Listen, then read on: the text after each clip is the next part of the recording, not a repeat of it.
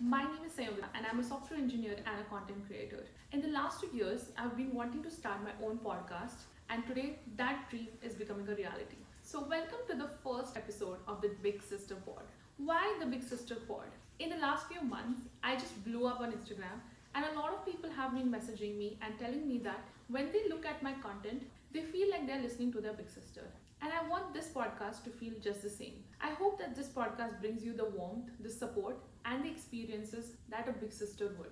So, without any further ado, let me introduce the first guest of the Big Sister Pod. And because it is the Big Sister Pod, who other than my younger sister would be the best first guest ever?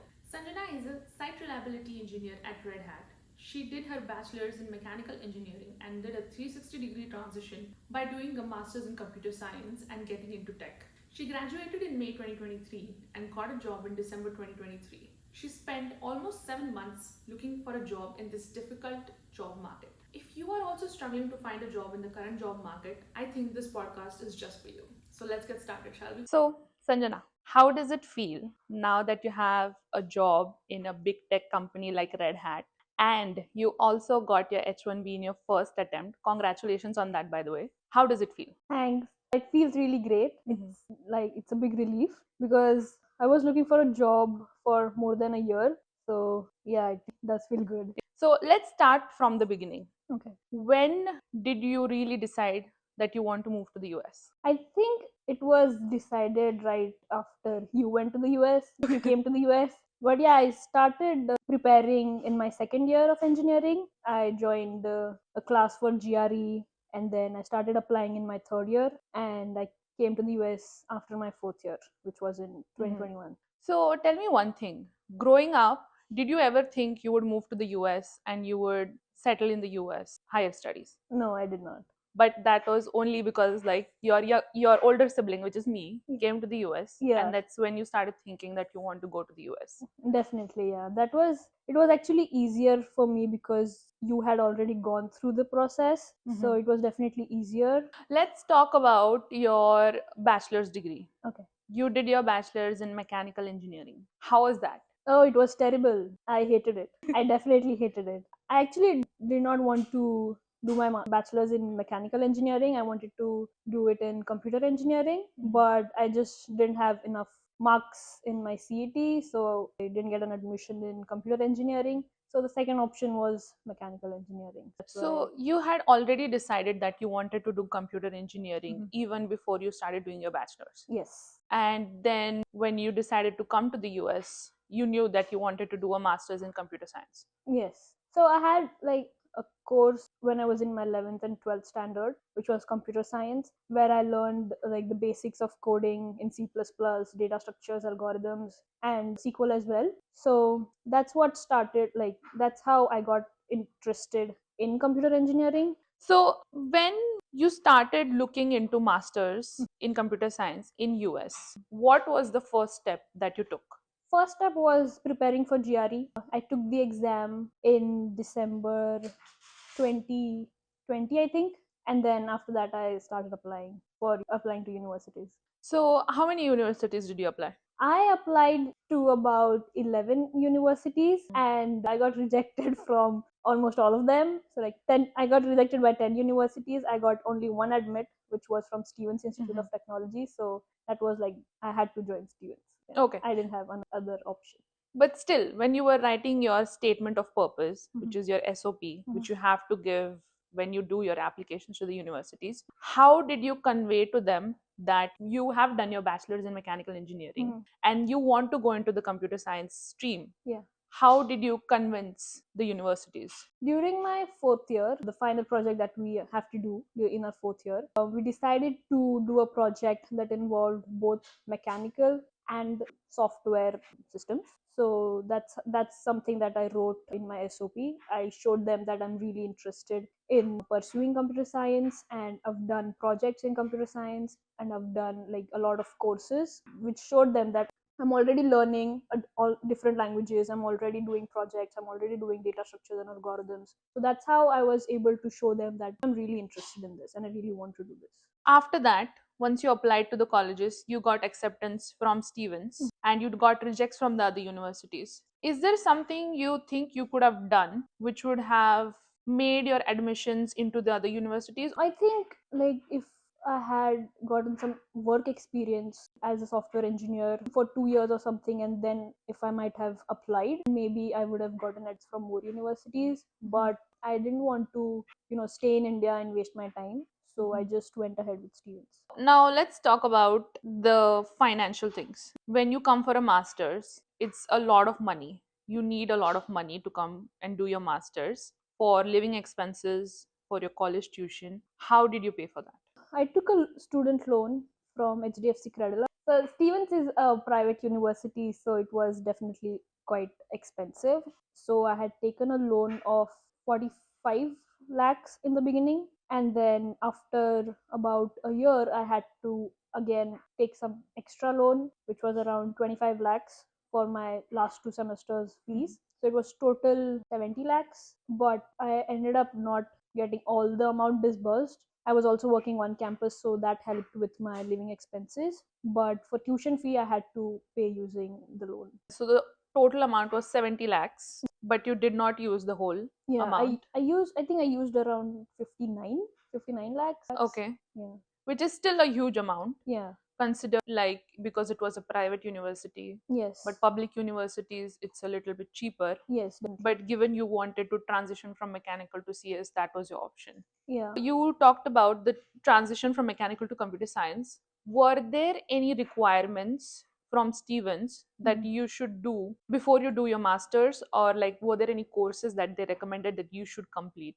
There were 4 or 5 courses that were compulsory, so I had to take them. 4 out of 5. I was given the option to choose 4 out of 5 courses. They were like introduction to Python, introduction to Java, introduction to data structures and algorithms, and there was one more, computer programming. So I had to complete all those 4 courses before I was eligible to take other courses.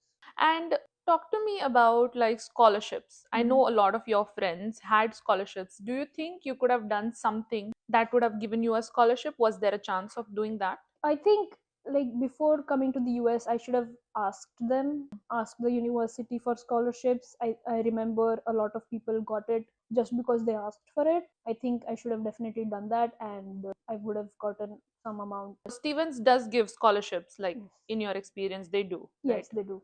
So, next, let's talk about your on campus. You said you did an on campus job. Yes. How did you find that on campus job? I got this on campus job after 2 semesters. So Stevens is a quite small university, so there aren't many on campus jobs at Stevens. But I had a friend who was already working in the gym, in the fitness center at Stevens. He recommended me to his manager, and I spoke with the manager, and that's how I got it.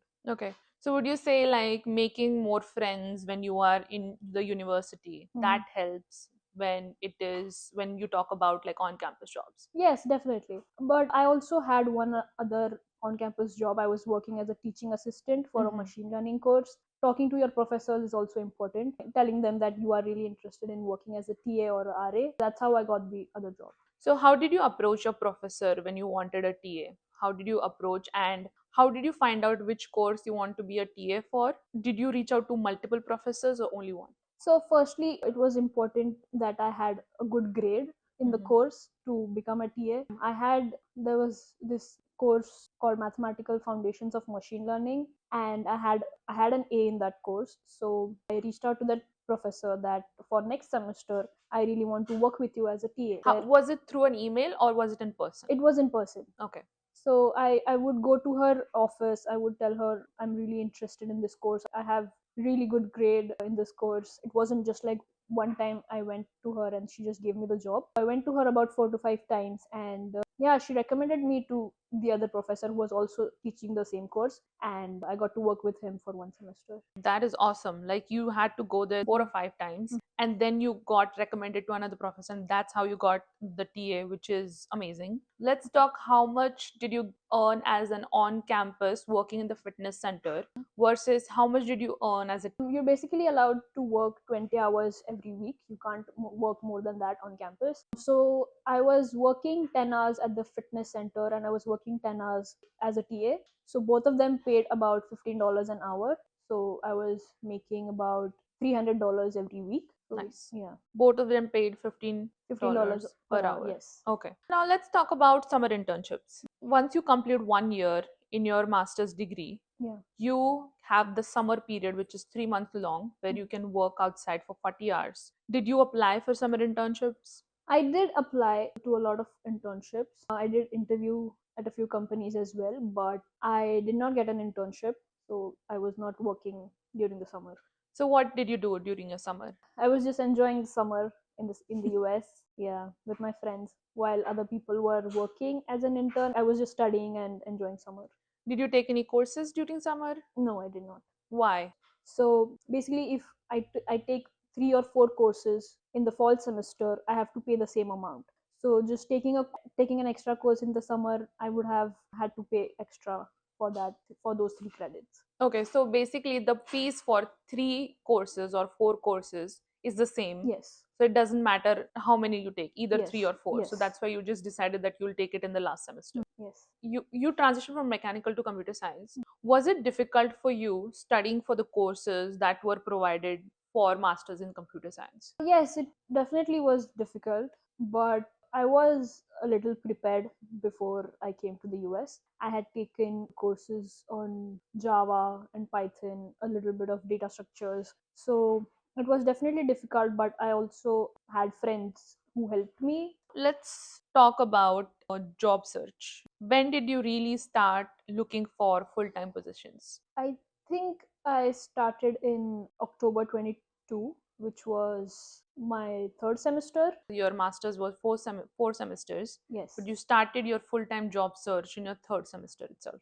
Yes, I Okay. started in third semester, October, and I graduated in May. So almost 7-8 months before I graduated. So what was the first step you took when you had started applying for full-time jobs? Working on my resume, that was one thing. I got my resume reviewed from a lot of people. I tried to do more projects to add to my resume, and then I started applying on LinkedIn. You said you got your resume reviewed from a lot of people. Did you get it reviewed from friends, or were these people who were seniors, and if they were like somebody who you did not know, how did you approach them? Some of them were seniors who helped me with the resume, and some of them were also people on LinkedIn who I would reach out to ask if they would be willing to review my resume. Approximately how many jobs do you think you applied to?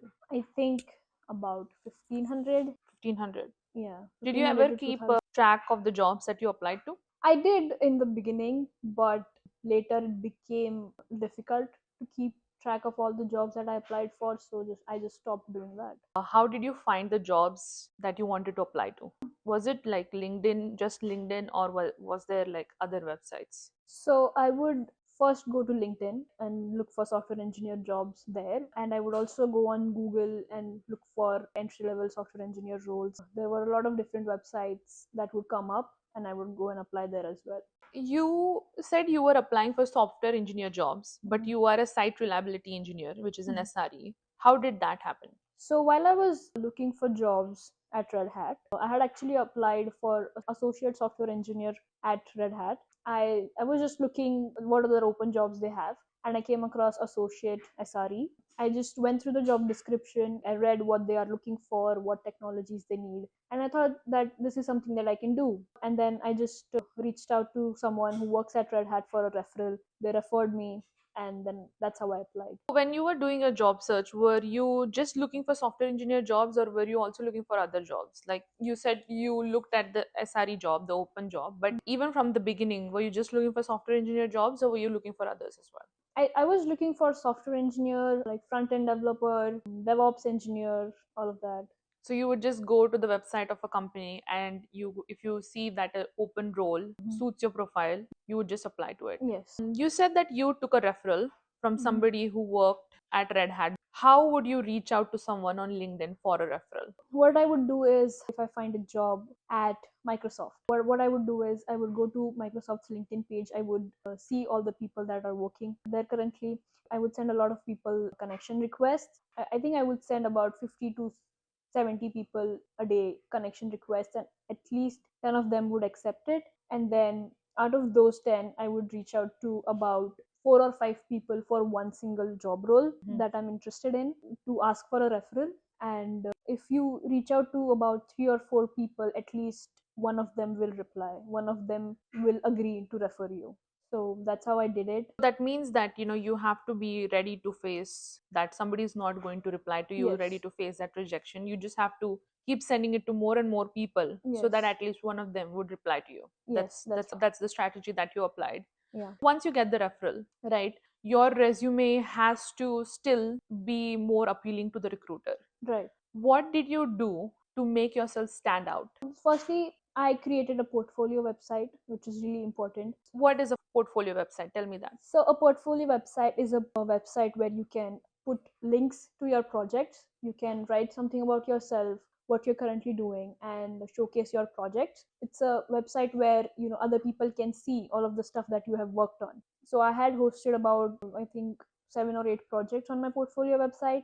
Think of it like that, like you basically making it easier for them to hire you. You are showing them what you have worked on and what are the things that you can work on. So yeah, that really helps. You graduated in May 2023. Yes. And you got a job in December 2023. Yes. So your OPT, like your STEM, when did that begin? So I applied for my employment authorization, and the start date was August 5th. That's when my OPT started. So between August 5th and between the time you get a job, you only have 90 days Right. to get a job. Otherwise, you have to leave the country. And you have to do something to stop the clock. What did you do to stop the clock? So I worked as an unpaid intern. You are allowed to work unpaid or part time. You have to work for at least 20 hours per week. So I worked as an unpaid intern first at an NGO and then at a startup.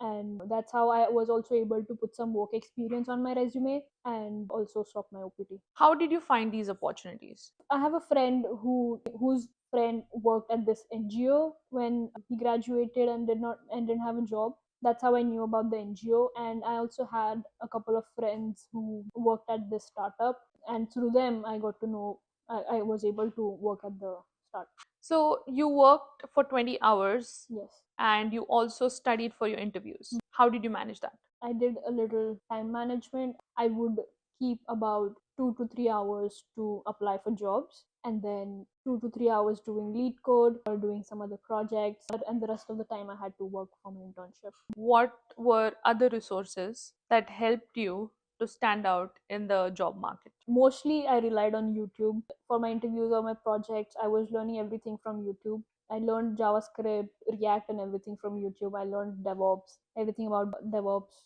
from YouTube. There are a lot of different content creators. I also learned how to speak in an interview through YouTube. There are a lot of videos on that as well. I followed a few content creators on YouTube. There's a YouTuber called Advice with Erin who posts content about what to say in an interview, how to ask for a raise, or what to say if you are asked, tell me about yourself, etc. You were applying for the job positions and you were also asking for referrals. Yes. Can you talk more about that? Like, I think you were using 2 email IDs to do Yes. that. So tell me Yes. more about that. I would go with code application with one email ID, and I would ask for referrals with another email ID. So there were 2 applications that were going.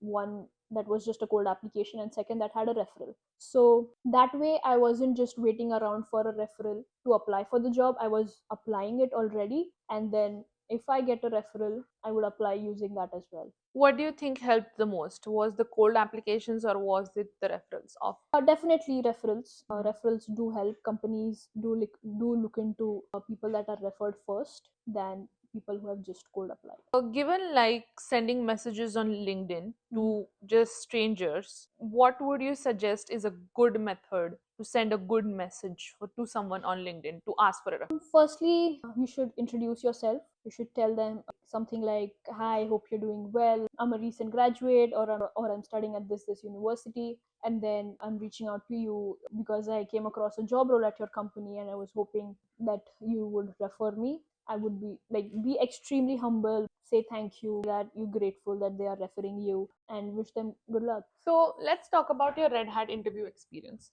How many interviews in total did you have? I had about 3 interviews. One was with a hiring manager, and the other two were with other senior SREs and SRE managers. One was technical and one was behavioral. How did you prepare for these interviews? So I had everything written down in a Google Doc. I had written answers to a few questions. For example, if they ask me about a particular project, I had answers prepared around it, like what did I work on, what did I learn. The resume that you submitted for the referral at RedHat, how did you make that? I wrote a small summary at the top of my resume that was about 2 to 3 lines, and I wrote what how I had the skills that they were looking for. For example, they were looking for an interest in automation, so I wrote that I'm interested in automation. I added all of the technologies that they were looking for in my resume, even though I hadn't worked with them. Did you add them in like the skills section of your resume? Yes, in the skills section of my resume. So even though you did not have any experience of what the job description was asking, you still put in all the skills in your resume. And that's how you got a call for the interview. Yes. So now when you got the call for your interview, the first call was with the recruiter, right? Mhm. What was that call? So it wasn't actually a call. I got an email from the recruiter, and she had sent me a list of questions. What was my employment authorization, and if I had any experience with working on the technologies that they were looking for, all of that. So I replied to that email that I understand what Kubernetes is used for, I understand what OpenShift is used for, etc. I also told them that I don't have extensive knowledge of these technologies, but I am very much willing to learn, and that's how I got called for the first round of interview, which was with the hiring manager. So basically, you showed the willingness to learn. Right. And then you also did initial research about the technologies and you Mhm. told her that you know how they are used. Right. And that's how you got the call for your first interview with the Yes. hiring manager. And she also asked you about the employment authorization. So let me take a step back and ask you, were you applying for jobs that were sponsoring for a visa, or were you applying for all jobs? I was applying for all jobs because at the time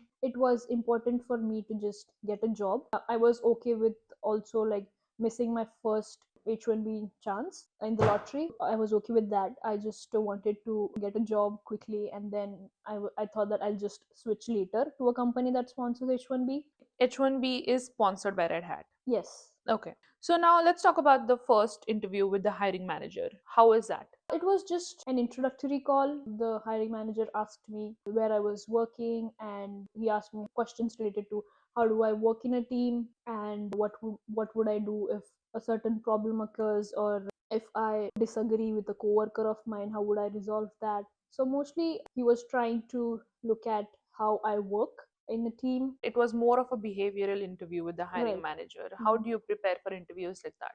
I watched a lot of videos on YouTube related to behavioral interviews and prepared my answer for common behavioral interview questions like tell me about yourself and what would you do if.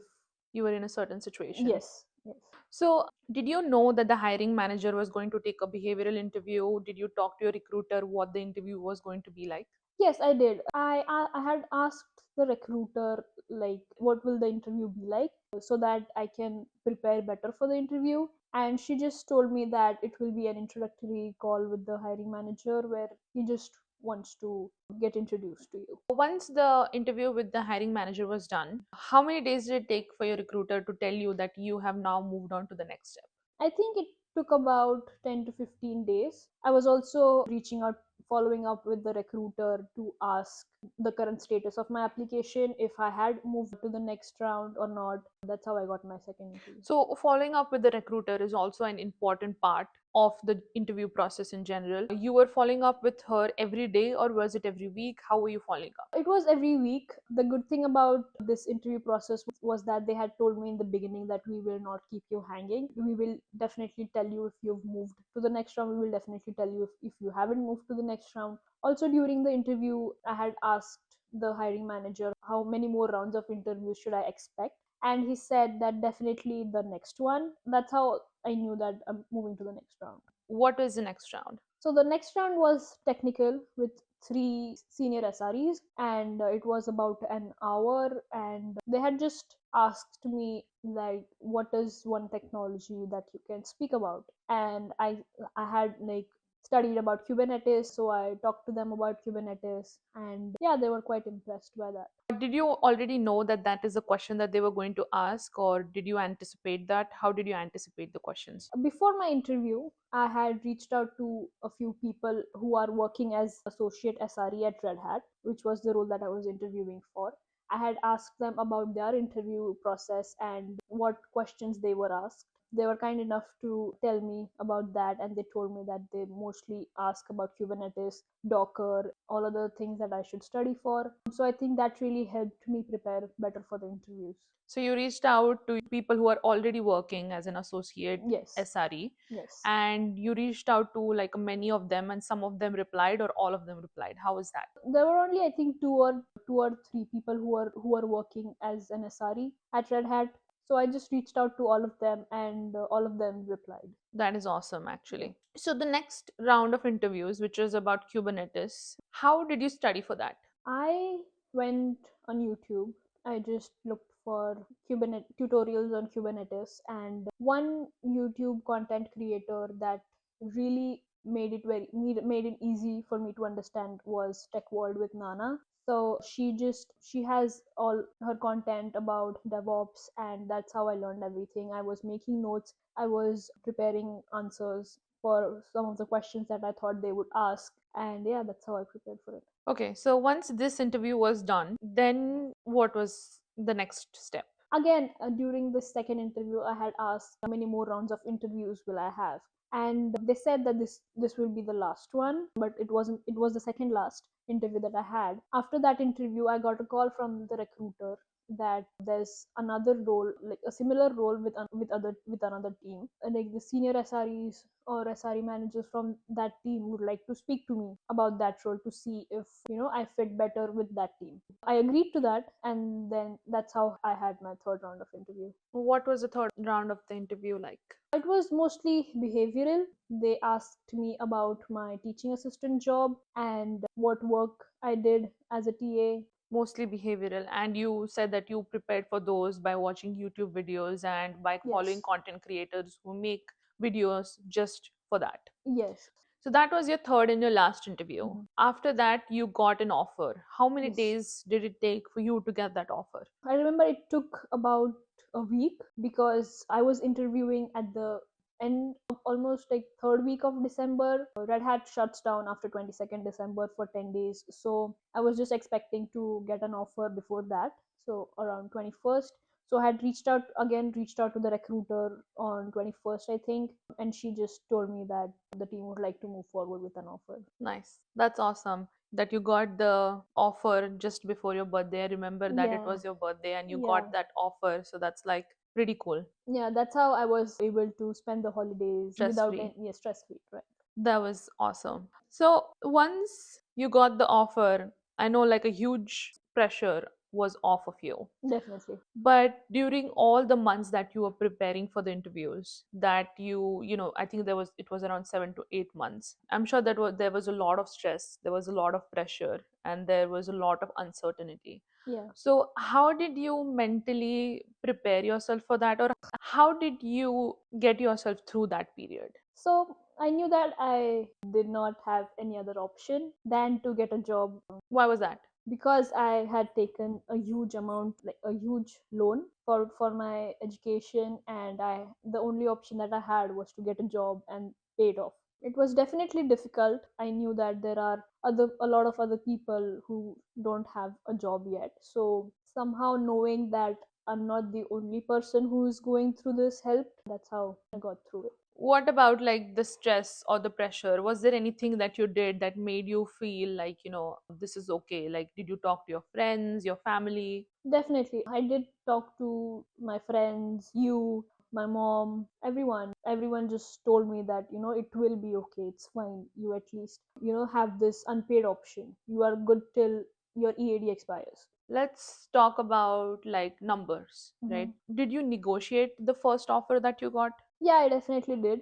So I was offered about 110,000 base and I think about 5% yearly bonus. But I tried to negotiate and like my base wasn't increased, but I was offered $10,000 sign on bonus. So had I not asked for it, they might have not given it to me. So definitely negotiating was one of the best things that I did. And how did you prepare for that negotiation? So I had scheduled a meeting with the recruiter and I told her that I think deserve more than this. I deserve a range between 110 to 150 because on based on my market research this is what the current associate SREs are making, and I also think that because I have a master's degree and the role required a bachelor's degree, so I told her that I think I am more than qualified for this role, and if you can please speak to the hiring manager or the senior authorities about it. She said that she would definitely do it, but if they denied it, would you be open to take a sign-on bonus of $10,000? And I said, yeah, I can definitely do that. Okay, so you said you did some market research. Yes. How did you do the market research? There are a few websites like levels.fyi and h1bdata.info, I think, which post salaries of the previous years, I think. And that's how I got to know what the current SREs are making. Now that you have a job in big tech, Mhm. now that you have your H1B, which is picked in the first attempt, which is amazing, Yeah. what is next for you? What is your next plan? Next for me is definitely getting promoted here and getting some mentorship at RedHat. I have a mentor and she's been mentoring me since I joined, focusing on getting promoted now. And what about other things now you want to do? I think one of the things that I would really like to do would be to learn to drive a car. That is something that I want to do this year. Other than that, just travel. Thank you so much for giving us so much information, Sanjana. I think this is going to help a lot of people. Thanks for spending time with me. Thank you for having me.